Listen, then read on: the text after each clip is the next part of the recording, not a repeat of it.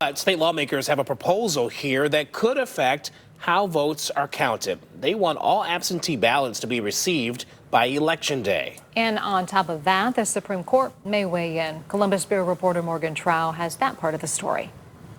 When it comes to elections, every vote counts, especially in local races. Cuyahoga County Board of Elections data shows that 10 races were within about 20 votes, with 6 being within 10, and there were even several ties. This is why voting rights advocate Jen Miller says that Ohio's 4-day grace period is essential. Ballots will still be counted as long as they're returned within 4 days of the election, if they're postmarked before Election Day. The BOE told us that nearly 3,000 valid ballots came in during that period. More than some races even had votes. It's incredibly important that every eligible voter can cast their ballot, and our concern with Senate Bill 293 would be that many votes would not count for something that's outside of the voter's control, which is the speed of the mail. The majority of Senate Republicans voted to pass SB 293, requiring all ballots to be returned by the close of polls on election night. Each of Republican Secretary of State Frank LaRosa's election audits has shown no proof of widespread voter fraud. But Senate President Rob McCauley says that this bill could help reassure skeptics. You still see people losing confidence in their election officials and the election systems in those states